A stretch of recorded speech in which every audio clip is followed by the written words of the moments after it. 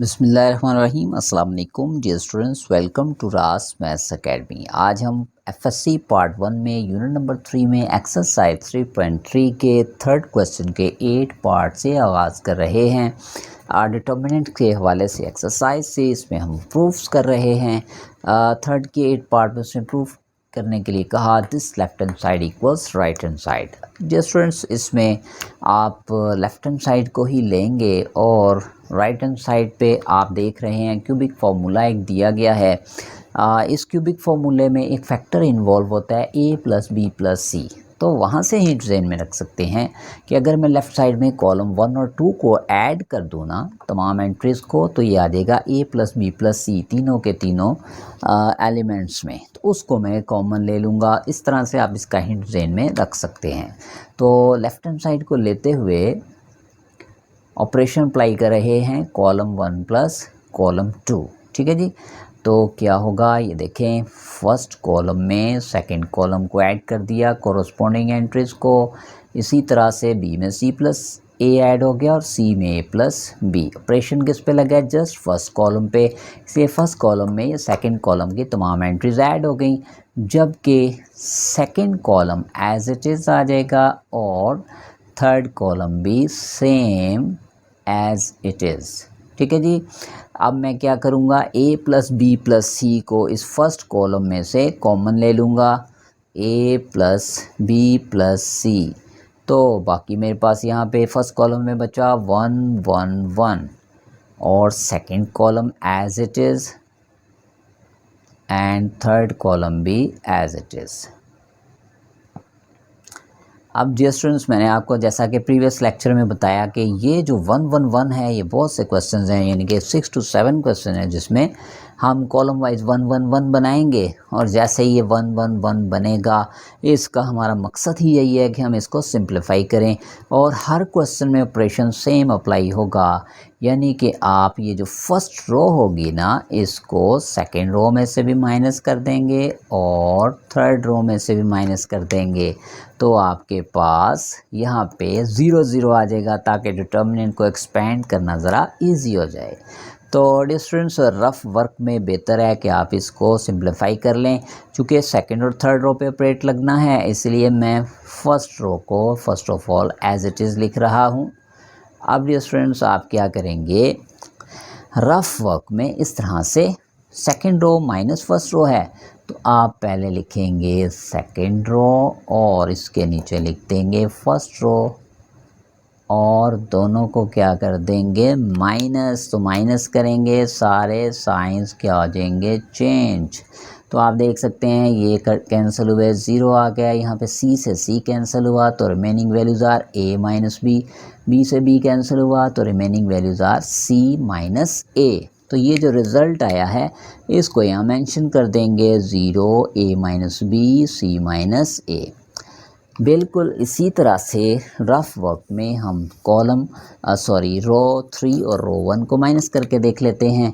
तो this is रो 3 यानी 1 a plus b C plus a. इसमें से b रो 1 को माइनस कर देंगे 1 b plus c a plus b. Corresponding entries को माइनस जब करेंगे तो हमारे पास 1 माइनस 1 0, b से b माइनस और remaining values are plus a minus c. यहाँ पे a से a माइनस हुआ तो remaining values are c minus b। ये जो रिजल्टेंट वैल्यूज़ आई हैं आफ्टर अप्लाइंग दिस ऑपरेशन, इसको यहाँ मेंशन कर देंगे 0 a minus C c minus b। Okay जी, इन द नेक्स्ट स्टेप, जैसा कि आपको बताया गया था प्रीवियस लेक्चर में, ये 1 के नीचे 0 0 बनाया ही इसलिए जाता है ताकि इसको इस फर्स्ट कॉलम से एक्सपेंड करें आसानी से। तो नेक्स्ट ऑपरेशन हम यही लिख रहे हैं, एक्सपेंडिंग बाय कॉलम 1। ठीक है जी। तो ये फर्स्ट ऑफ ऑल लिखा a प्लस बी प्लस सी और कॉलम 1 से एक्सपेंड करेंगे तो कॉलम 1 का एलिमेंट 1 आ गया। इससे अटैच रो स्किप कर देंगे, इससे अटैच कॉलम स्किप कर देंगे, यानी कि ये दोनों 1 से अटैच रो और कॉलम को जब स्किप करेंगे तो बाकी ये 4 वैल्यूज़ जो बच जाएंगी, इन्हें हम यहाँ पे माइनर की शक्ल में लिख देंगे।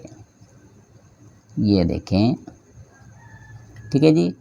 अब देखें, ये माइनस में 0 लूँगा second element of the first column, zero के साथ जो भी अटैच रो और कॉलम स्किप करके वैल्यूज़ डिटर्मिनेंट की शक्ल में लिखूंगा, लेकिन zero multiplied by anything equals to zero, इसलिए इसके साथ ये इस तरह डिटर्मिनेंट लिखने की ज़रूरत ही नहीं है। बिल्कुल इसी तरह से ये जो थर्ड एंट्री ज़ीरो है, इसके साथ भी जो भी डिटर्मिनेंट आएगा, चूँकि वो ज़ीरो से मल्टीप्लाई होकर ज़ीरो हो जाएगा, इसलिए उसे लिखने की ज़रूरत नहीं है। यही तो पर्पस था डियर स्टूडेंट्स 1 के नीचे 0 0 बनाने का, ताकि इस हम डिटर्मिनेंट को आसानी से एक्सपेंड कर सकें। तो मज़ीद सिंप्लीफिकेशन की तरफ बढ़ते हैं। इस डिटर्मिनेंट को एक्सपेंड कर देंगे, क्रॉस मल्टीप्लाई हो जाएगा, ये a माइनस बी मल्टीप्लाई हो जाएगा c माइनस बी से, माइनस बाय रूल, और इन दोनों वैल्यूज़ का प्रोडक्ट यानी a minus C and c minus. अब इसकी मज़ीद सिंप्लीफिकेशन देखें, प्रोडक्ट ले लेंगे इनका, यानी ये दोनों वैल्यूज़ मल्टीप्लाई होंगी तो ये आएगा A C minus A B, फिर b को भी दोनों से मल्टीप्लाई कर दें, minus B C plus B square, और ब्रैकेट बंद कर देंगे, क्लोज कर देंगे, इन दोनों को भी मल्टीप्लाई कर दें, ए सी से मल्टीप्लाई हुआ ए सी, ए से मल्टीप्लाई हुआ ए स्क्वायर, माइनस सी से मल्टीप्लाई हुआ सी स्क्वायर, माइनस सी माइनस ए से मल्टीप्लाई हुआ तो प्लस ए सी।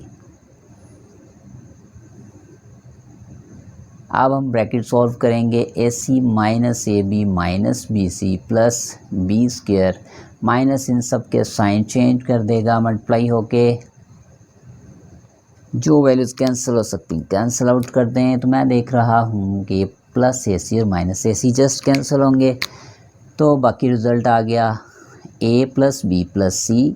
यहाँ तरतीब से लिख देते हैं, फ़र्स्ट ऑफ ऑल स्क्वायर वाली वैल्यूज़ यानी ए स्क्वायर लिखा, फिर ये लिखा बी स्क्वायर को, फिर लिखा सी स्क्वायर को, उसके बाद ये जिन पे मैं टिक कर रहा हूँ ये वैल्यूज़ बची, इन्हें लिख देंगे माइनस ए b minus B c minus ए सी।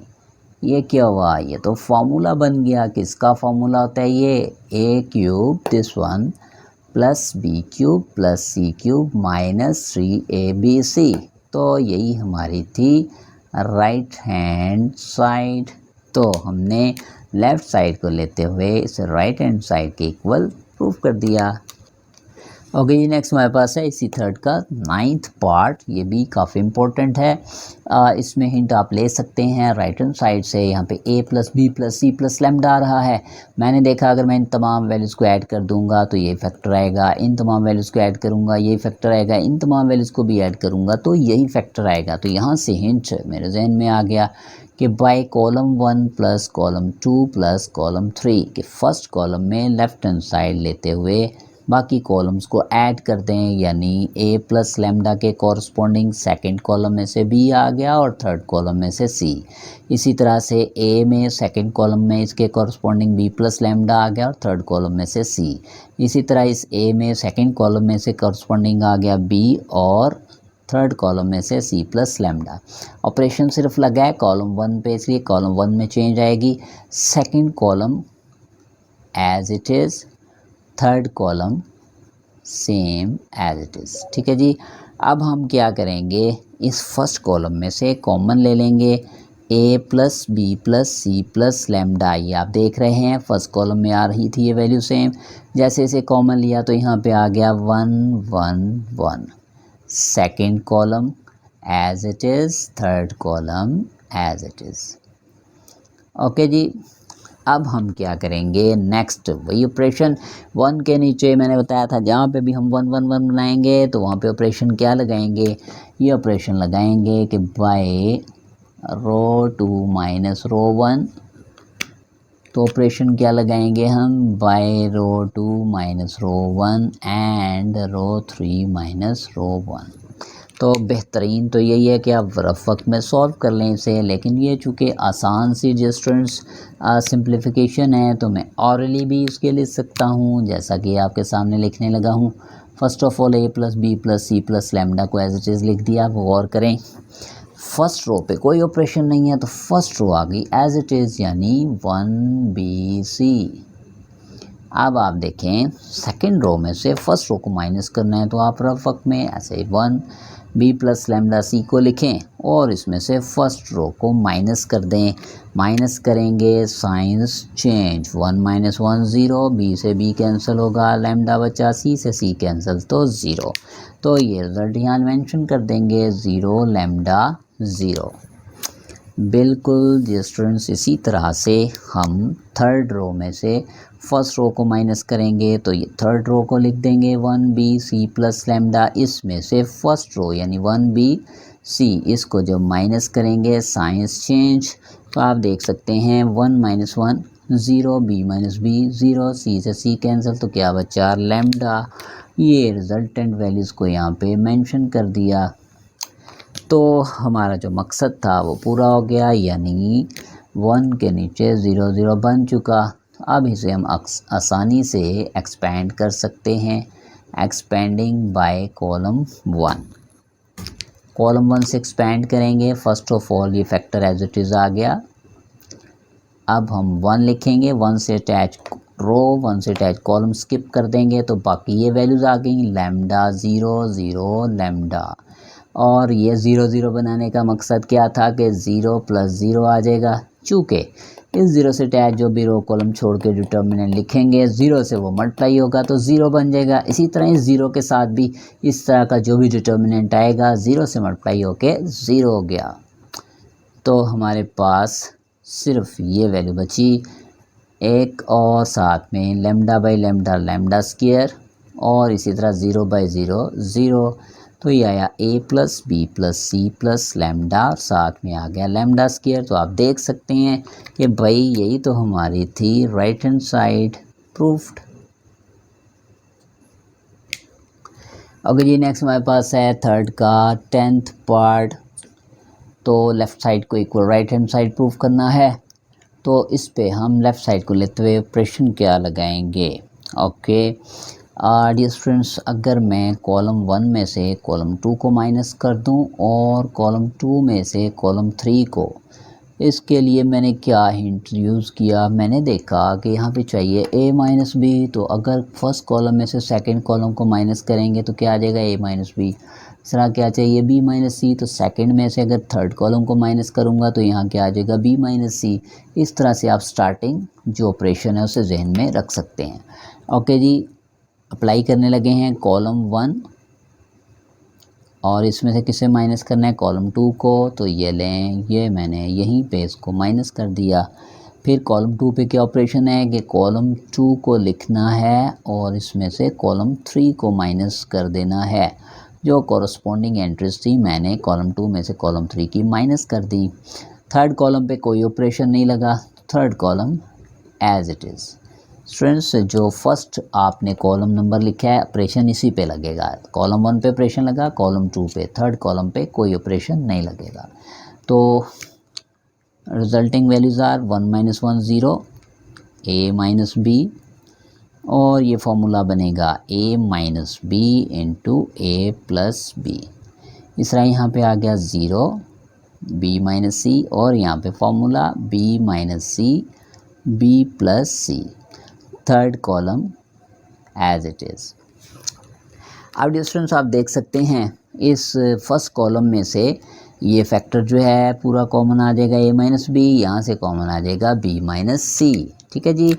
तो फर्स्ट कॉलम में से a - b को कॉमन ले रहे हैं, सेकंड कॉलम में से b - c को कॉमन ले रहे हैं। तो डिटर्मिनेंट में क्या बचा 0, a - b कॉमन, तो इसकी रिप्लेसमेंट पे आ गया 1, a - b निकल गया तो बाकी रह गया a + b। इसी तरह सेकंड कॉलम में 0, b - c कॉमन निकल जाएगा तो यहाँ पे रह गया 1, b - c कॉमन निकल गया तो बाकी बचा b + c। Third column and तक स्टिल एज इट इज। अब डियर स्टूडेंट, हम इसे फर्स्ट रो से एक्सपेंड कर देंगे, एक्सपेंडिंग बाय रो 1। तो a - b as it is, b - c as it is, 0 से अटैच रो और कॉलम छोड़ेंगे, जो भी डिटर्मिनेंट इसके साथ आएगा 0 से मल्टीप्लाई होके 0। इसी तरह से माइनस दिस 0, इससे भी अटैच रो और कॉलम छोड़ेंगे, जो भी डिटर्मिनेंट 0 से मल्टीप्लाई होगा 0। सिर्फ एक ही एंट्री के साथ डिटर्मिनेंट एग्जिस्ट करेगा, वो है 1। आप 1 से अटैच रो और कॉलम छोड़ दें, यानी कि ये फर्स्ट रो छोड़ दी और थर्ड कॉलम, तो बाकी एंट्रीज जो बची वो मेंशन कर दें यहाँ पे। ठीक है जी, ये हमने इसे एक्सपेंड कर दिया। मज़ीद simplification, a minus B, b minus C, bracket में सिर्फ बचा ये 1 और इनका क्रॉस मल्टीप्लाई 1 के साथ मल्टीप्लाई हो गया b plus c minus by rule और इस 1 के साथ a प्लस बी। तो difference a minus B, b minus c और within the bracket b plus c minus a minus b. आप देख सकते हैं यहाँ पे b से b स्किप हो गया, कैंसिल हो गया, वैल्यूज़ बच गई हमारे पास a minus B, b minus C, c minus a।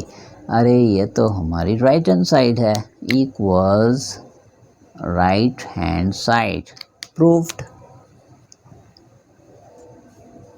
Okay जी, इसे फर्स्ट कॉलम से एक्सपेंड कर देंगे तो ये आ गया a प्लस बी प्लस सी, 1 लिखा इसे अटैच रो और कॉलम को स्किप कर दिया, रिमेनिंग वैल्यूज़ को एज इट इज़ लिख देंगे जैसा कि आप देख सकते हैं। जो ज़ीरोज़ हैं इनमें माइनस ज़ीरो प्लस ज़ीरो आ जाएगा, क्योंकि ज़ीरो से अटैच जो भी डिटर्मिनेंट इस तरह से इनके साथ मल्टीप्लाई होगा वो आपको बताया क्या आ जाएंगे, 0 0। अब डिफरेंस मैं देख सकता हूँ इस रो में से b माइनस ए कॉमन आ सकता है चूँकि इसके अंदर b ए फैक्टर मौजूद है, और सेकंड रो में से c माइनस ए कॉमन आ जाएगा चूँकि इसके अंदर b ए फैक्टर मौजूद है। तो यहाँ पे जब b माइनस ए इनमें से फर्स्ट रो में से कॉमन लेंगे तो बाकी बचा 1 एंड b प्लस ए, जबकि सेकंड रो में से जब मैं c माइनस ए कॉमन लूँगा यहाँ पे 1 बचेगा और यहाँ पे बचेगा c प्लस ए। ओके, तो ये आ गया जी हमारे पास a plus B plus C, b minus A, C minus A. Determinant को एक्सपेंड कर देंगे, 1 मल्टीप्लाई होगा c प्लस ए से तो ये आ गया c प्लस ए, उसके बाद माइनस बाय रूल और -1 जब इनसे मल्टीप्लाई होगा इनके साइंस चेंज हो जाएंगे। ठीक है जी, तो आप देख सकते हैं पॉजिटिव और नेगेटिव वे हो गए कैंसल। तो वैल्यूज़ हमारे पास क्या बची है, प्लस बी प्लस सी। इसमें मैं आपके सामने माइनस कॉमन ले रहा हूँ, उसकी रीज़न है क्यों कॉमन लिया अभी बता देते हैं। इन दोनों में से भी डिफरेंस में माइनस कॉमन लूँगा तो बाकी बी माइनस सी। माइनस कॉमन लेने से क्या हुआ कि ये ए पॉजिटिव हो गया, बी नेगेटिव। इस तरह यहाँ पे माइनस कॉमन लेने से बी पॉजिटिव हो गया, सी नेगेटिव। एक्चुअली यहाँ पे आप देख सकते हैं हमें ए माइनस बी चाहिए था, बी माइनस सी, सी माइनस ए। तो यहाँ पे ऑर्डर में चेंज आ रहा था, हमें ए माइनस बी चाहिए, यहाँ पे बी माइनस सी आ रहा था। हमें यहाँ पे बी माइनस सी चाहिए लेकिन यहाँ पे सी माइनस बी आ रहा था। तो मैंने इन दोनों डिस्टर्बिंग फैक्टर्स में से माइनस कॉमन ले लिए। उसका फ़ायदा ये हुआ कि माइनस से माइनस कैंसिल हो जाएंगे और ये पूरी राइट हैंड साइड हमारे सामने आ चुकी जैसे हमारे रिक्वायरमेंट थी, यानी a plus B plus c, a minus b minus c and c minus a, which is equals to our right hand side, proved। आगे जी नेक्स्ट हमारे पास है क्वेश्चन नंबर 4, जिसमें उसने 2 पार्ट्स दिए हैं, एक मैट्रिक्स A दिया है, एक मैट्रिक्स B दिया है। जो काम हमें मैट्रिक्स A के साथ करने को कहा वही मैट्रिक्स B के साथ, वो आपके लिए ये मैं आपके सामने कर रहा हूँ। फर्स्ट ऑफ ऑल डिस्टेंस ने को फैक्टर्स फाइंड करने के लिए कहा A12, A22 एंड A32, और उसके बाद कहा डिटर्मिनेंट ऑफ A फाइंड करें।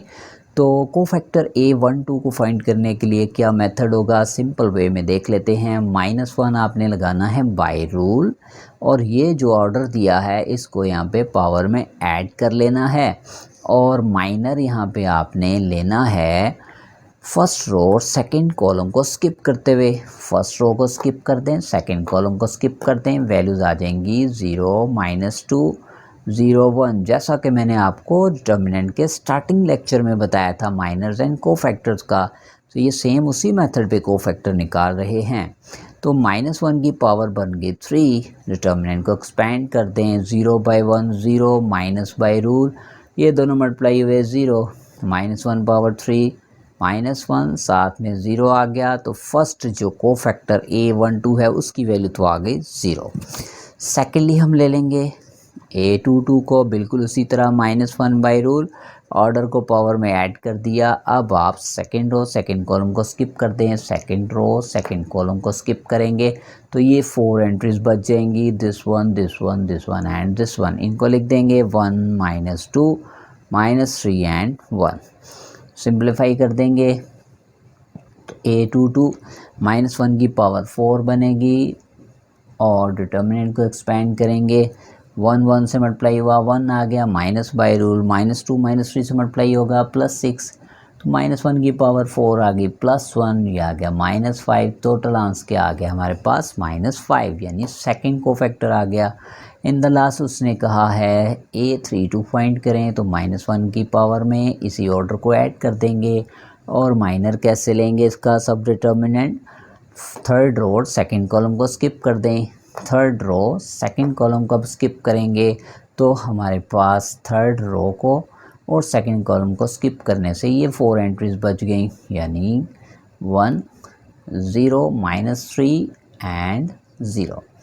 सिंप्लीफाई कर देंगे, A32 इक्वल -1 की पावर 5 आ गई, इन दोनों का प्रोडक्ट 0 माइनस बाई रूल इनका प्रोडक्ट भी 0, -1 पावर 5 आ गई, -1 साथ 0 0 multiply by anything equals to 0।